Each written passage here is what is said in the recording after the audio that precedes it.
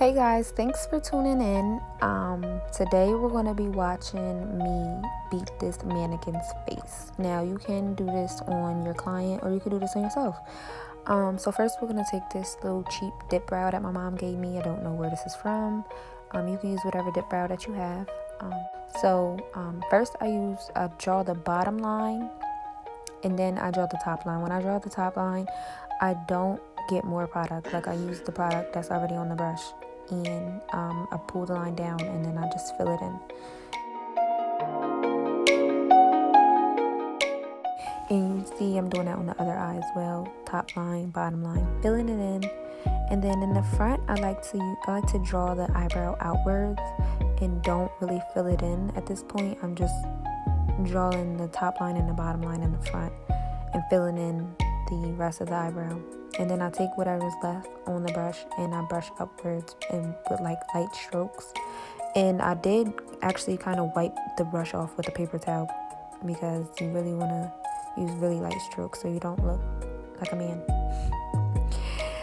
So that's what I was doing here. Then I took some Tarte concealer. You don't have to use Tarte. You can use whatever concealer that you have. Put a good amount in the middle of the eyebrow and then just drag it forward. And you can use like minimum strokes right there. And then once you start getting towards like where your eyebrows curving at, that's where you really want to use light strokes, like real small strokes. And just keep doing that and letting the brush like really carve it out, furrow. Just keep dabbing and swiping like real small. You want to take your time on this part because the bottom part of the brow is what will make it look like the cleanest. And you just pull the concealer down and that's going to be your base to your eyeshadow. That's why I like to use like a thicker concealer underneath the eyebrow. And I don't know what happened to the video that I made when I did the top part of the eyebrow, but you just use a little bit of concealer when you're doing the top part of the eyebrow because it spreads really good. And I always turn the head or stand to the side of the person to do the side for some reason. I don't know why. And you always want to pull the concealer upwards. Just like when you do the bottom, you pull the concealer downwards. That's how you blend it out. And then I just took like a flat poofy brush and I just dabbed it in some powder that was in a contour kit.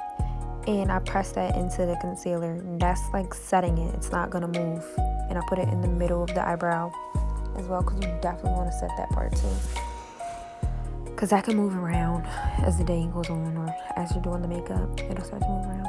And I kept this part in just to show you guys that you can make mistakes and fix it, because when I was cleaning up the eyebrows I got some concealer in the eyebrow and it like messed up the shape, so I just went back in very lightly. Like when you do that, you want to be very cautious. And I just keep going in. This is how you get that faded effect. You just do it very lightly. Alright, and I'm using this Morphe palette. I'm going to use the pink in here, and I'm going to put a good amount of pink eyeshadow. Usually this is where I would be carving out, like if I was doing a cut crease. You just want to just dab like a lot, like a good amount. That's how the color is going to really show up. Like you can't be scared when you're doing this. And this is with any color that you're using, like especially if you're using like a neutral color, you really want to put a good amount on there, but you want to build it up. Okay, so this is what it's going to look like. And usually if I was doing a cut crease, that pink would have been so easy for me to just carve out the cut crease. Then I'm going in with Jen's yellow in her eyeshadow palette, and I'm putting that over top of the pink. Now, when you do this, because these colors are so different from each other, you don't want to blend them into each other. You just want to take the yellow and put it over top of the pink, if that makes sense. Like you just want to put a good amount of this yellow because first of all it's yellow and it's not that easy to show up. And as you see, that kind of dimmed the pink down, so I went back in with a little bit more pink. And I decided not to do a cut crease with this look because I'm just tired of doing cut creases. I feel like I do them all the time. So I did like a smoked out look. And then I go on with the NYX Vivid Yellow eyeliner, you do your eyeliner, you always want to do the line first. Well, that's how I do it. If you're just starting out, I would do this part first and then take a piece of tape and tape the outer corner of your eye to the bottom of your eyebrow, and then do the wing part and just connect it, if that makes sense. That's usually what I do, like if I'm doing the client's makeup. And I'm just going to do the same thing with this eye.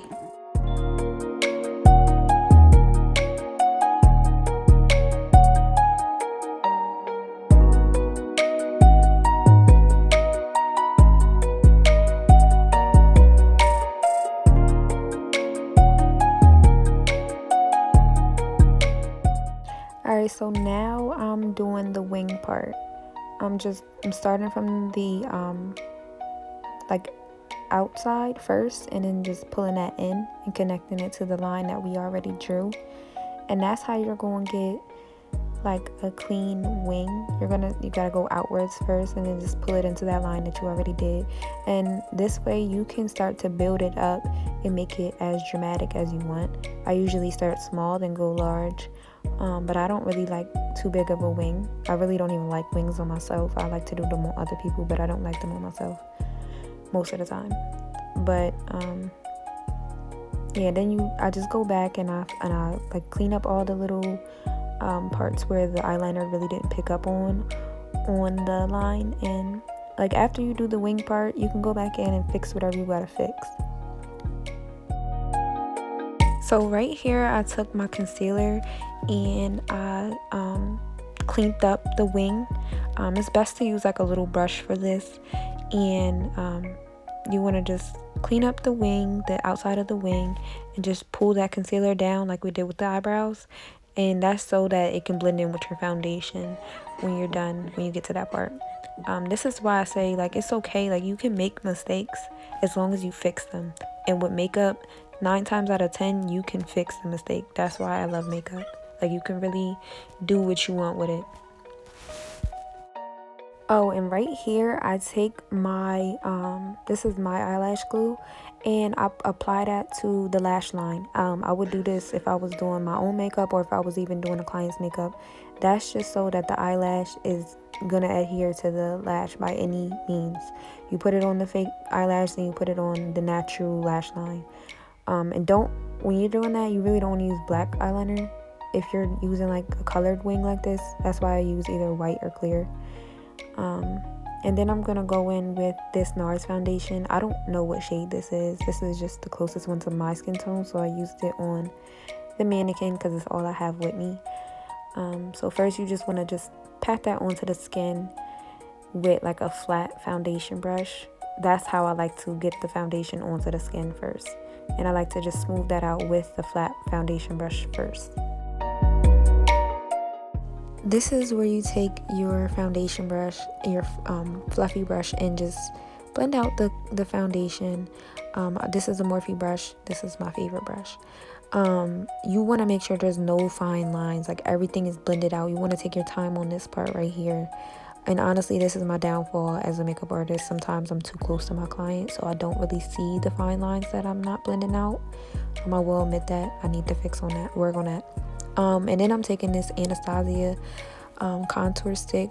And you can use whatever contour stick is, a shade or two deeper than your skin tone. And then blend that out with, stipple that out with whatever type of brush that you feel comfortable with. That's what I'm doing here. And you don't have to use Anastasia. You can use whatever brand that you like, as long as it's like in a stick form. You can even use like a concealer. That's what I use sometimes if I can't find the shade that I need.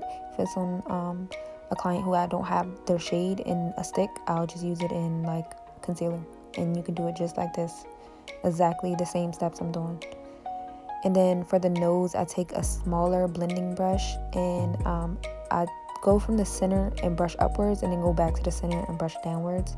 That's how you get, the coverage to be evenly blended out on the nose.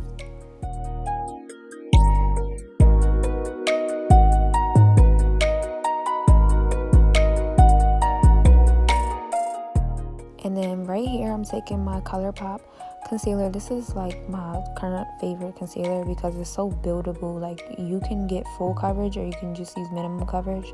I use this concealer when I'm like going for like when I'm not wearing no makeup, I'm just wearing lashes and I don't want to look all sleepy. I put a little bit of this concealer underneath my eyes and call it a day, and some lip gloss. But today I'm contouring with it or highlighting with it. And when you do the forehead, you really want to drag it out above the eyebrows because that's going to blend out all that concealer that you used previously on the eyebrows.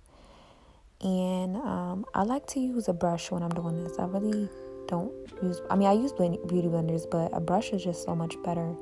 It keeps the makeup on more. I feel like beauty blenders kind of absorb the makeup. I only really use beauty blenders if I feel like I put too much and I'm trying to blend it out. But and like I said, you just want to make sure that you don't have any fine lines and just blend everything out to the best of your ability or whatever.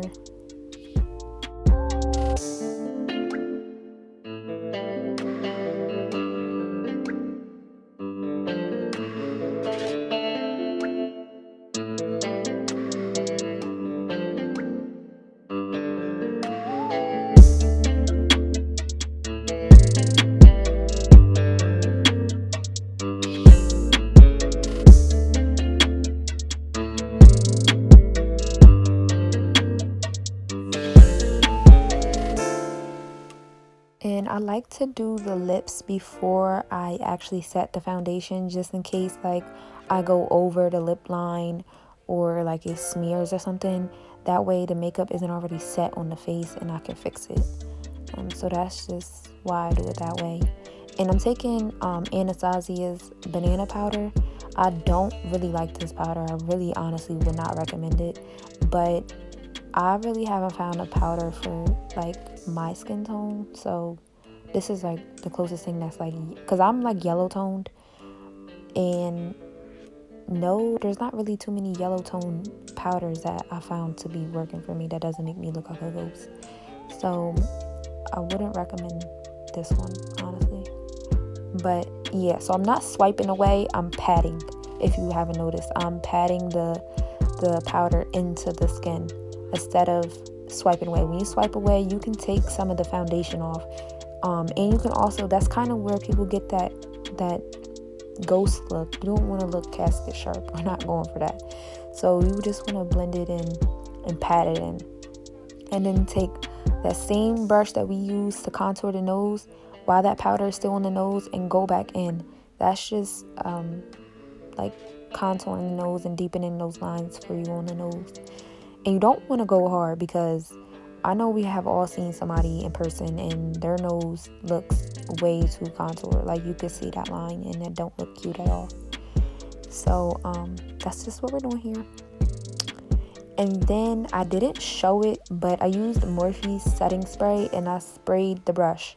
So that's what I do after I bake, or whatever you want to call it. I spray the brush with the setting spray.